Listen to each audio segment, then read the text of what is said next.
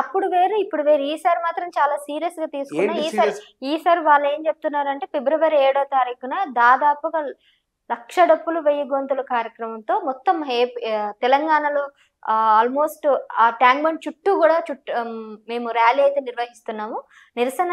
నిరసన కార్యక్రమం అయితే కాదు, కాకపోతే సంఘీభావంగా చాలా మంది వస్తున్నారు. మాకు ఇది గనక అమలు అవుతుంది, అమలు అవ్వకపోతే దీని పరిణామం తీవ్రంగా ఉండబోతుందని హెచ్చరిస్తున్నారు ఒకవైపు.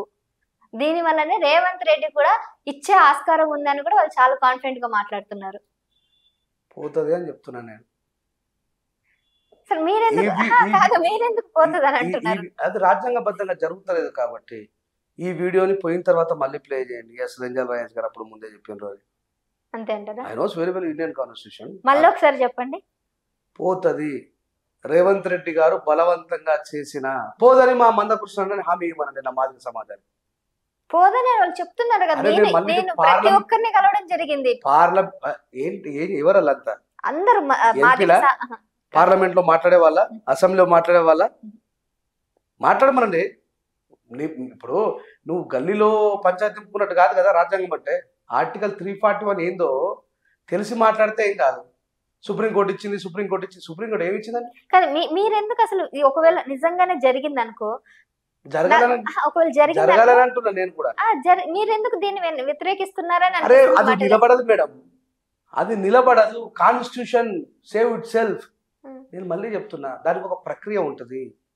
తెలంగాణ కోసం సుదీర్ఘంగా పోరాటం చేసారు. అప్పుడు మెజారిటీ ప్రజలు ఆంధ్ర తెలంగాణలో ఉన్నటువంటి మెజారిటీ నాయకులంతా కూడా విడిపోవద్దనే అన్నారు, కలిసి ఉండాలి అన్నారు. కానీ ఎవరి పంతం నెరవేరింది? విడిపోవాలని పంతం నిలబడింది, విడిపోయారు. ఇప్పుడు మెజారిటీ ఎక్కడ కనబడుతారు, మైనారిటీ ఎక్కడ కనబడుతారు? వాళ్ళు ఇదే అంశాన్ని తీసుకొచ్చారు. సమైక్యాంధ్ర సంబంధించిన కొంతమంది వచ్చారు, అంటే దీన్ని ఆపడానికి వ్యతిరేకించారు. మేమంతా తెలంగాణ కోసం పోరాడాం, కానీ మేమే గెలిచాము. ఇప్పుడు కూడా కొంతమంది దీన్ని వ్యతిరేకిస్తున్నారు, మేము కావాలని గొడవ పడుతున్నాం, సో మేమే గెలుస్తాం అంటున్నారు. ఎంఆర్పిఎస్ నాయకత్వం యొక్క పోరాటం ఓడిపోతుంది రాసి పెట్టుకోండి. ఇదే వీడియోని ఓడిపోయిన తర్వాత రంజర్ల రాజేష్ గారు చెప్పింది నిజమని ఇదే లెజెండ్ టీవీలో మళ్ళీ ప్లే చేయండి. భారత రాజ్యాంగం అంత పటిష్టమైనది, అంత శక్తివంతమైనది. ఈయన చేస్తున్నదంతా కూడా సేమ్ మళ్ళీ ఇన్ని సంవత్సరాల పోరాటం ఎట్లాగైతే 2000 సంవత్సరంలో సాధించుకొని 2004లో కోల్పోయిండో, అందుకే పార్లమెంట్లో బిల్లు చేయమని కృష్ణ నేను కూడా నీకు మద్దతు ఇస్తా అని చెప్తున్నా. నిజంగా బాధితులకు అన్యాయం జరిగితే నేను కూడా ఒప్పుకోను. ఒక అంబేద్కరిస్ట్గా బాబాసాహెబ్ అంబేద్కర్ గారి ఆలోచన విధానాన్ని సమాజానికి పరిచయం చేస్తున్న వ్యక్తిగా నిజంగా నా మాదిగ సహోదరులు వాళ్ళ హక్కులకు దూరం అవుతున్నారంటే నేను కూడా ఒప్పుకోను.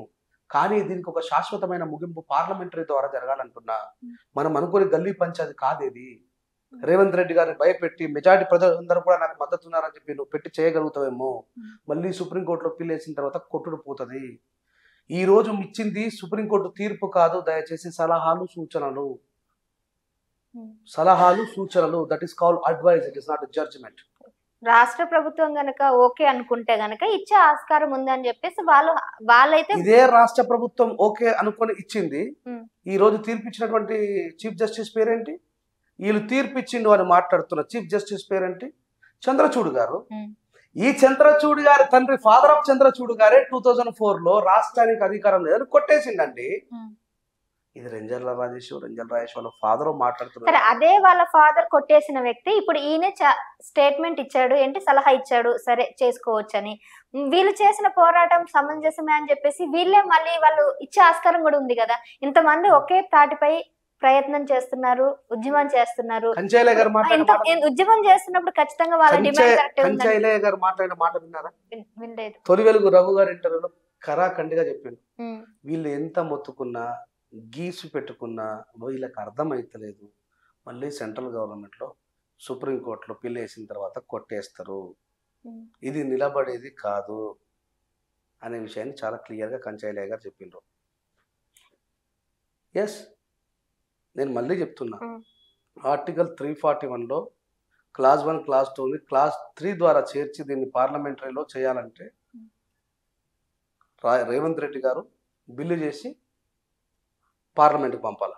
పార్లమెంటు ఉభయ సభల చర్చలు జరుగుతాయి, మళ్ళీ పార్లమెంట్ అన్ని రాష్ట్రాలకు పంపిస్తుంది. అయ్యా ఈ రకమైనటువంటి వర్గీకరణ కావాలంటున్నాను. మెజారిటీ మాదిగలు ఉన్న ఉత్తరప్రదేశ్ దానికి యాక్సెప్ట్ చేయదు. ఎందుకు అసలు కేంద్ర ప్రభుత్వం కానీ మీరు అన్నట్టు మెజారిటీ వాళ్ళు ఎవరైతే ఉన్నారో వాళ్ళు ఎందుకు అసలు దీనికి ఒప్పుకోవట్లేదు అంటారు? ఈ మాటని నన్ను అడగద్దు. నేనేం మాట్లాడినా అది తప్పంటారు, అబద్ధం అంటారు. ఒక ఎంఆర్పిఎస్ నాయకుని ఇక్కడ కూర్చోబెట్టి రెంజర్ల రాజేష్ గారు ఒక ప్రతిపాదన పెట్టినండి. ఉత్తరప్రదేశ్ లో ఉన్నటువంటి మాదిగలు, బీహార్ లో ఉన్న మాదిగలు, మధ్యప్రదేశ్ లో ఉన్న మాదిగలు పార్లమెంటులో ఏబిసిడి వర్గీకరణకు ఎందుకు ఒప్పుకోవట్లేదండి అని అడగండి. ఒక్కరిని కాదు 10 మందిని అడగండి, ఎవరు ఏం సమాధానం చెప్తారో చూడండి. ఇప్పుడు భారతదేశంలో ఉన్నటువంటి 29 రాష్ట్రాలు మనం సైడ్కి తీసుకొని పోతే సగం రాష్ట్రాలు బీహార్, ఉత్తరప్రదేశ్, అడిషనల్ గా మధ్యప్రదేశ్ కూడా కలిసింది కాదు. మరి వీళ్ళందరూ ఒప్పుకోరు. ఆ తప్పుని మా మీద ఎందుకు వేస్తున్నాం? మాలోళ్ళు దోసుకొని తిన్నారు, మాలోళ్ళ వల్లనే ఆగిపోతుంది. వివేక్ వెంకటస్వామి ఫ్యామిలీ వివేక్ వెంకటస్వామి ఫ్యామిలీలో ఎంతమంది ఉన్నారంటే నాకు అర్థం కదా. ఎంపీలు మాట్లాడటానికి ఒక వంశే కదా, వినోదన్న కాదు, ఈయన కాదు. ఇప్పుడు దానికే వీళ్ళు అసలు మాలోళ్ళు చెప్తే పార్లమెంట్ ఉంటుందా? ఎందుకంటే హాస్యాస్పదమైన అబద్ధం ఇంకోటి ఉంటుందా? వాళ్ళ దగ్గర డబ్బులు ఉన్నాయి, వాళ్ళు చేస్తారంటే పదవిని పార్లమెంట్ని డబ్బులతో కొన్నాం కదండి. ఏమైంది? బీహార్లో మన గౌరవ నరేంద్ర మోడీ గారు రైతు వ్యతిరేక చట్టాలు తీసుకుని వచ్చాడు. హర్యానా, పంజాబ్ రైతులు ఏం చేశారు? సుదీర్ఘకాలం వాళ్ళ హక్కుల కోసం పోరాడినా లేదా? తర్వాత వెనక్కి తగ్గిద్దా లేదా ప్రభుత్వం? ఈ రోజు కూడా కాకపోయినా రేపైనా తగ్గుతుంది. దిస్ ఈజ్ అ స్టంట్ అండి.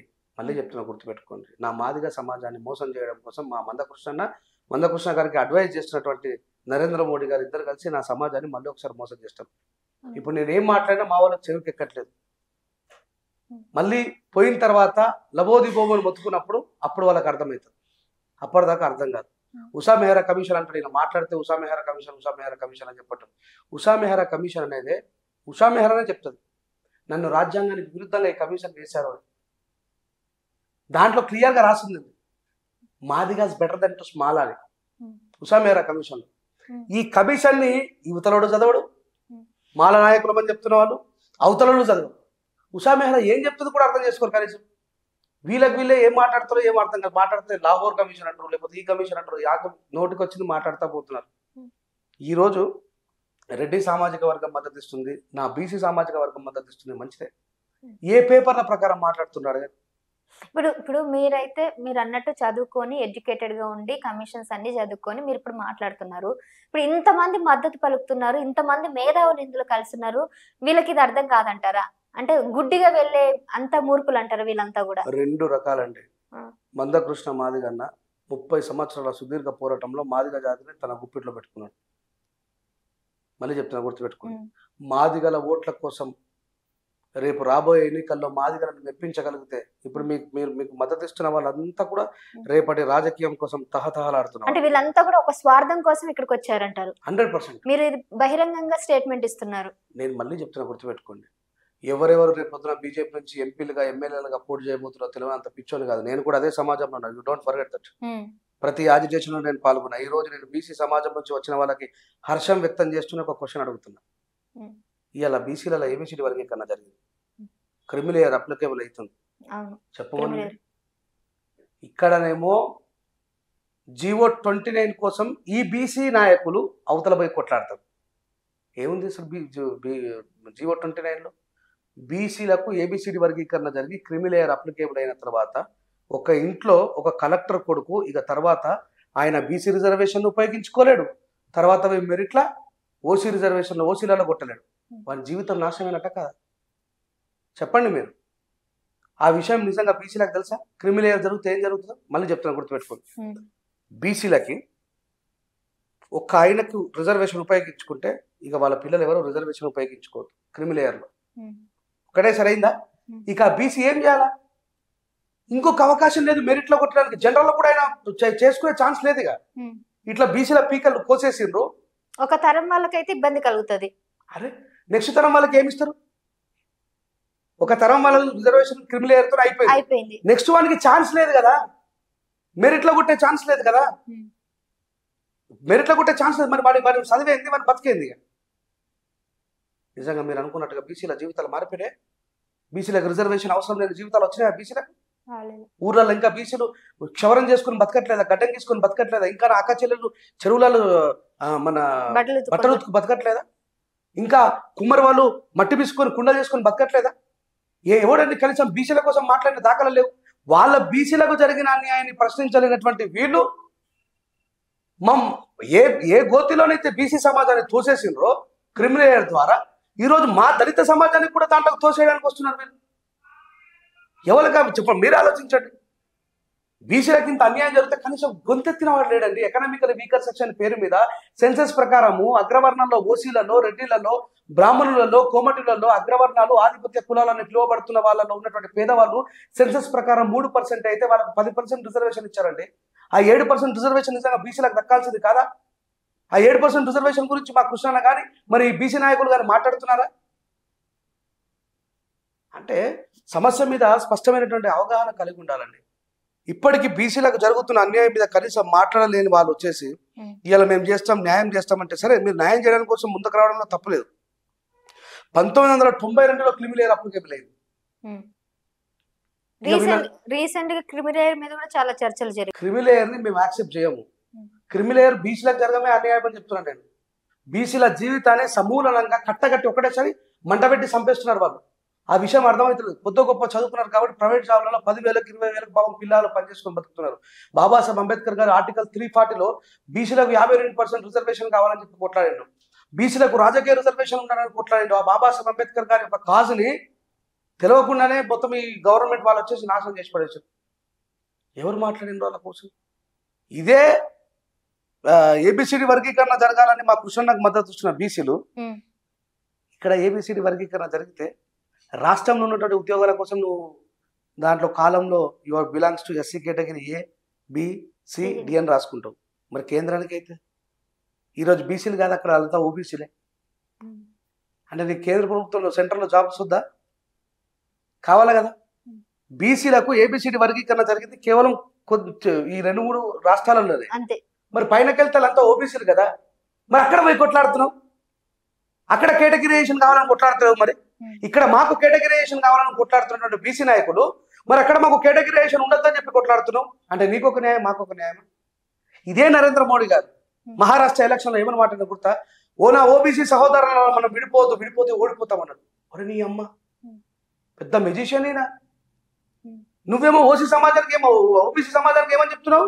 విడిపోతే ఓడిపోతామంటారు. మమ్మల్ని ఎందుకు విడగొడుతున్నావు? మరి హోమోజెనెటిక్ మేమంతా కూడా ఒకటే వివక్షత అనుభవిస్తున్నాం, కానీ మేము ఒకటి కాదట. అంటే ఇప్పుడు ఆయన ఏం చెప్తుంది నమ్మడానికి మిగతా వాళ్ళు గారెడు కోతిని ఇట్లా దుంకంటే ఇట్లా దుంకినట్టు, అట్లా దుంకంటే అట్లా దుంకంటే మేము దుంకలేమండి. We are constitutional. మళ్ళీ చెప్తున్నాం, మేము రాజ్యాంగబద్ధమైనటువంటి మనుషులము. బాబాసాహెబ్ అంబేద్కర్ గారు భారత రాజ్యాంగం ఏం చెప్తుందో ఆ రాజ్యాంగం ప్రకారం నడిచే వాళ్ళము. నేను మళ్ళీ చెప్తున్నా, నేను ఏబిసిడి వర్గీకరణ రాజ్యాంగబద్ధంగా జరగాలని కోరుకొని ఇంట్లో పడుకుంటారని చెప్పట్లేదు. దానికోసం నేను కూడా నా మాదిగ సమాజంతో కలిసి పోరాడతాను అంటున్నా. మరి ఇప్పుడు మీరు రావచ్చు కదా ముందుకు వచ్చి. కాదు, ఇప్పుడు వీళ్ళు ఏమంటున్నారంటే ఓకే మీరు అన్నట్టు జరిగింది అనుకో, నష్టం జరుగుతుందా మాలలకి? జరుగుతుందా? ఎవరికి జరగద్దండి. ఇప్పుడు ఆయన విశారదన్ మహారాజ్ గారు వచ్చి 1 Man కమిషన్ కి ఒక మెమరాండం ఇచ్చారు. దాంట్లో ఏమన్నారండి, 10% రిజర్వేషన్ మాదిగలకు ఉండాలా, 4% రిజర్వేషన్ మాలలకు ఉండాలా, 1% రిజర్వేషన్ 57 ఉపకులాలకు ఉండాలన్నాడు.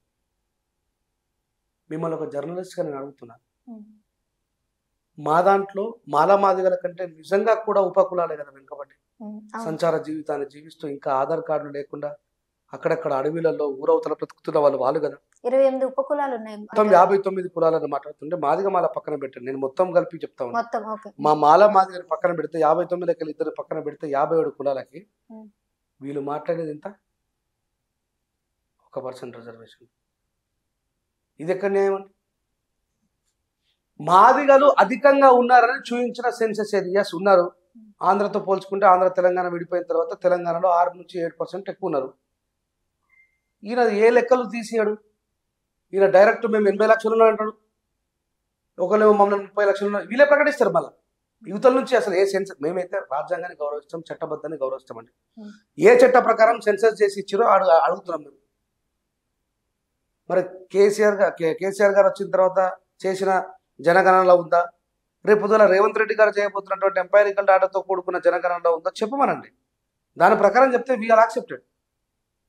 అంతేగాని ఆంధ్రప్రదేశ్లో జరుగుతున్న అవకతవకలాగా అక్కడేమో క్రిస్టియన్ మాలోళ్ళకేమో బీసీసీ సర్టిఫికేట్ ఇస్తున్నారు, క్రిస్టియన్ మాదిగలకేమో హిందూ మాదిగ సర్టిఫికేట్ ఇస్తున్నారు. ఇంతకంటే దుర్మార్గం ఉంటుందా? ఇది కాదు కదా డాక్టర్ బాబాసాహెబ్ అంబేద్కర్ గారు కోరుకున్నది. సో మేము యాక్సెప్ట్ చెయ్యమండి. మేము చట్టాన్ని రాజ్యాంగాన్ని గౌరవించే వ్యక్తులం. దాని ప్రకారమే మాదిగలు ఎక్కువగా ఉంటే మాదిగలకు ఎక్కువగానే రిజర్వేషన్ ఉండాలని కోరుకుంటాం. ఏది జరిగినా చట్టబద్ధంగా జరగాలని కోరుకుంటున్నాం.